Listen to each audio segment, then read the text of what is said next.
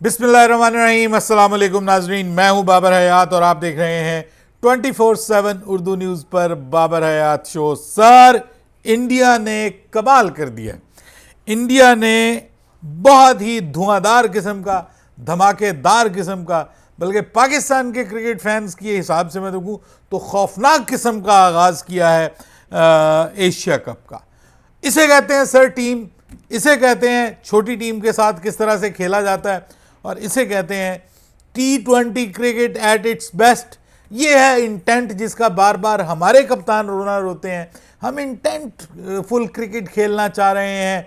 और फिर strike rate, जिस स्ट्राइक रेट की बात हमारे कप्तान करते हैं उससे कहीं ज़्यादा स्ट्राइक रेट, जो कि समझ में नहीं आता कि यार ये किस लेवल की क्रिकेट इस वक्त टीम इंडिया खेल रही है। भाई मुझे कोई व्यूज़ की भूख नहीं है, कोई चक्कर नहीं है, मैं हकीकत बयान कर रहा हूँ। आज के इस प्रोग्राम में जो मैं बात करने जा रहा हूँ ना, वो थोड़ी कड़वी है पाकिस्तान क्रिकेट फैंस को, लेकिन थोड़ा सा रियलिस्टिक होने की ज़रूरत है। हमें इतने ख्वाब देखने की ज़रूरत नहीं है, क्योंकि ये ख्वाब जो हैं वो ऐसा ख्वाब मत देखिए कि जो बाद में टूट जाए और फिर ज़्यादा बंदे को अफसोस होता है, दुख होता है। पहले से ही ज़हन बना लें, उसके बाद अगर कहीं से कोई वो चांस बन जाए, कुछ मैच आपकी तरफ आ जाए, अचानक कुछ अनहोनी हो जाए, तो फिर वो एक बड़ा शॉकिंग प्लेजेंट सरप्राइज बन जाता है और दिल खुश हो जाता है बंदे का।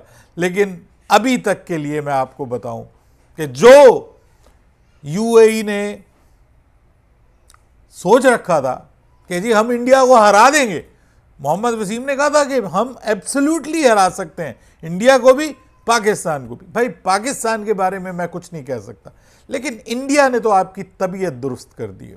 अपनी हिस्ट्री का उन्होंने फास्टेस्ट चेज कर दिया। 57 पे ऑल आउट यार, मतलब ये किस लेवल की क्रिकेट खेल रहे हैं। इंडिया वाले खेल रहे हैं, यूएई वाले तो जो खेल रहे हैं सो खेल रहे हैं।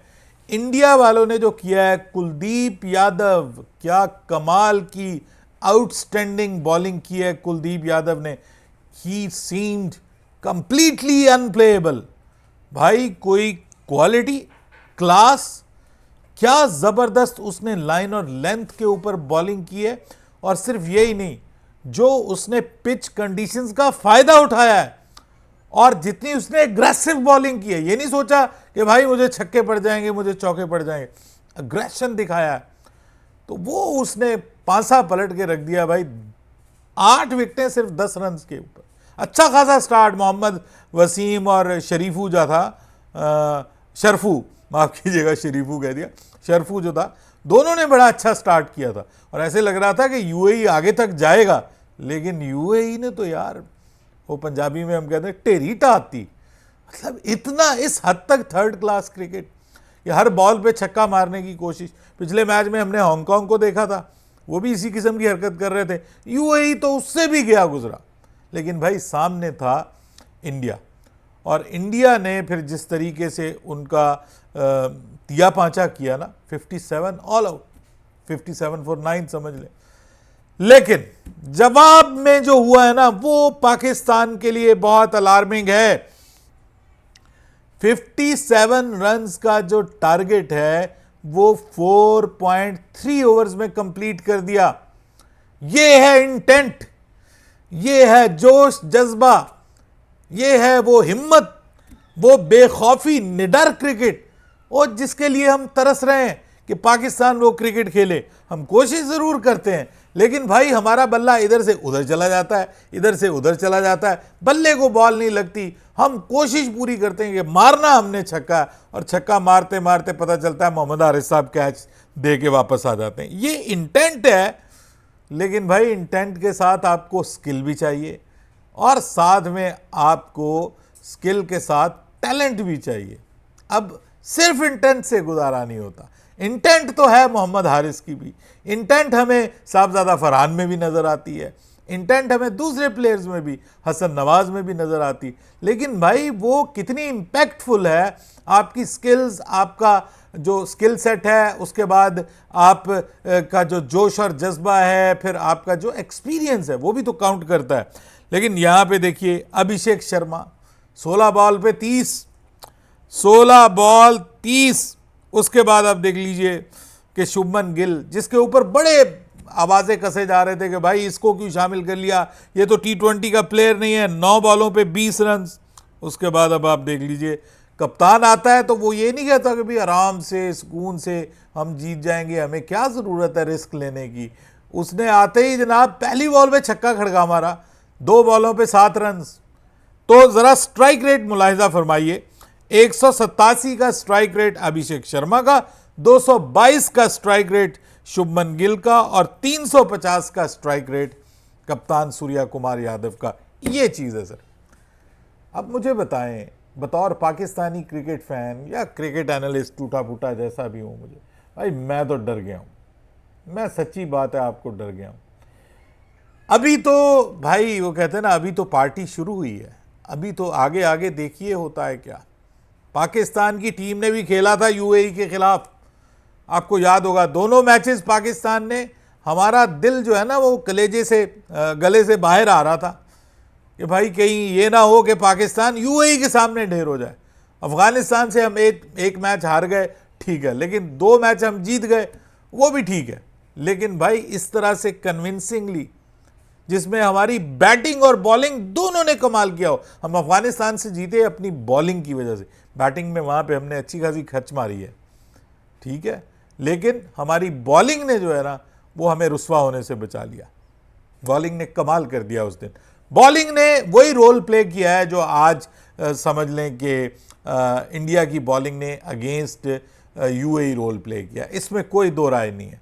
कंडीशंस सपोर्ट कर रही थी, पाकिस्तान के बॉलर्स ने भी कंडीशंस को बड़ा ज़बरदस्त तरीके से एक्सप्लॉइट किया और यूएई अफगानिस्तान को शिकस्त दी फिनाले में। लेकिन पाकिस्तान की बैटिंग वहाँ पे स्ट्रगल करती हुई नज़र आई अगेंस्ट अफगानिस्तान। यहाँ पे आप देखिए कि बैटिंग आई है तो 4.3 ओवर्स में वो भाई अपना T20 कैरियर की फास्टेस्ट एवर उन्होंने चेज कर लिया। तो ये है भाई, ये टेस्ट T20 क्रिकेट है, ये इम्तिहान है T20 क्रिकेट का। पाकिस्तान को बड़ा इम्तिहान दरपेश है। सबसे पहले तो अब पाकिस्तान का मैच होगा जी ओमान के साथ, 1 दिन बाकी है, पता चल जाएगा कि पाकिस्तान किस तरह की क्रिकेट ओमान के साथ खेलता है।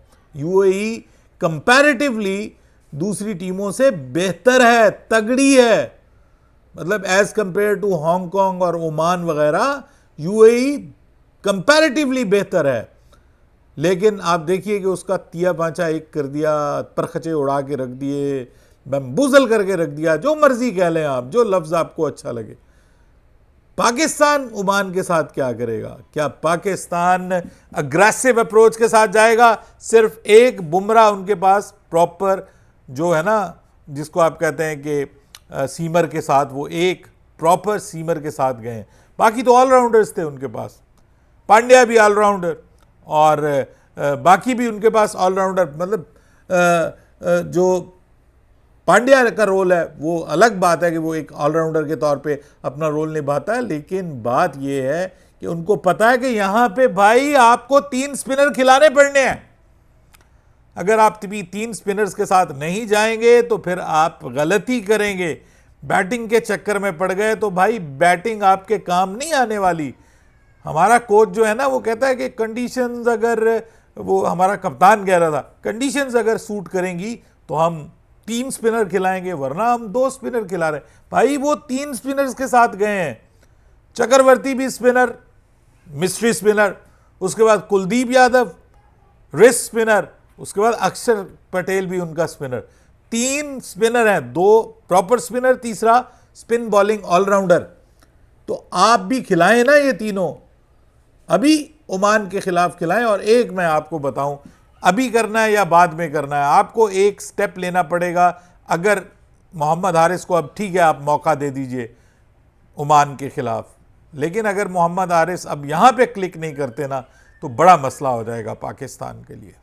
नीचे डेप्थ नहीं है आपकी बैटिंग में, आप एक विकेट फ्री में गिफ्ट कर रहे हैं, और अगर इंडिया के साथ भी आपने यही किया तो फिर आपके लिए प्रॉब्लम बनेगी। पाकिस्तान के पास एक मौका है, मैं ये नहीं कहता कि भी हारिस परफॉर्म नहीं कर सकता, लेकिन जहाँ पे आप उसको खिला रहे हैं ये उसका नंबर नहीं है। या तो साहबजादा फरहान को रेस्ट करवा दीजिए, ओपनिंग करवा लें उससे, और एक जो है वो नंबर 6 पे ऐड कर दें आप, लेफ्ट आम दो ऑप्शंस हैं आपके पास, ठीक है।